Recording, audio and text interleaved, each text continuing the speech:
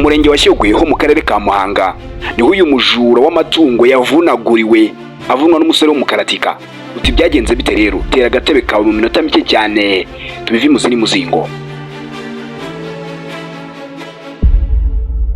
Bisa naho haciyemo iminsi itari myinshi cyane kubera ko ibi byabaye ku itariki 28 z'ukwezi kwa 9 2024. Hari mu ijoro ryo kuri uwo munsi ubwo abajura bifataga bagatera mu rugo rw'umuntu bakajya kwiba. Uti byagenze bite? Baragiye bagera mu rugo ngaho mu mudugudu wa Kabeza mu murenge wa Shyogwe. Baragenda rwose ari nijoro batera urugo rw'umuturage. Barangije barabanza bakinga inzugi zose kubera ko bakekaga ko abantu baryamye barimo imbere, bakora ibishoboka byose bakingira inzugi zose hanze. Gusa muri uko gukinga inzugi kwabo kose babigizemo ubwenge kubera ko babanje kureba inzugi izabo basore bararamo. Amageto aba basore bararamo niyo babanje kuza barakinga neza ku buryo nta numwe ushobora gusohoka.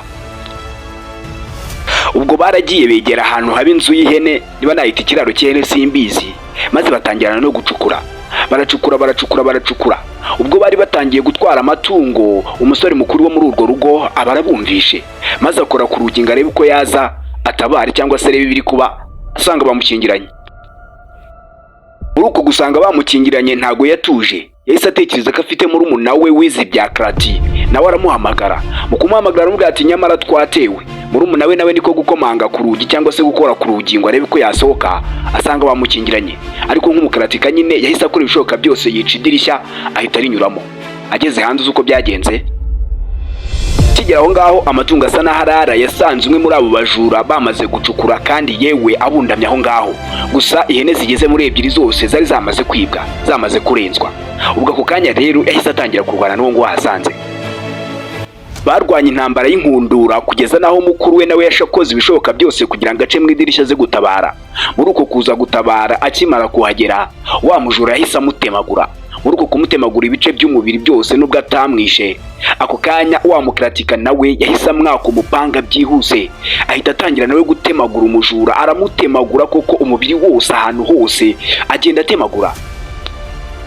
Iryo joro barwanaga nta numwe wigeze uboneka cyangwa se witabira gutabara barwanaga. Ntawe rwose, abangaba birwanyeho navuga ko banikijije. Urebye umuyobozi w'umurenge wa Shyogwe avuga ko yaba uyu mujura ari kwa muganga na nyir'urugo yewe ari kwa muganga cyangwa se aba ba nyir'urugo. Ikindi kiyongeraho nuko uyu mujura yanangiye katagomba kuvuga abantu bose bari bafatanije kwiba.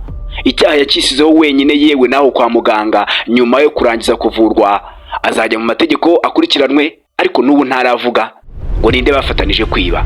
Nuko byagenze. Aha nzaba ndeba kabajura. Ndabashimiye, nitwe Eric Radu, nkunze ko mwafunguye iyi nkuru. Imana ibaho umugisha, tuzabura mu biganiro byacu by'ubutaha. Ciao ciao.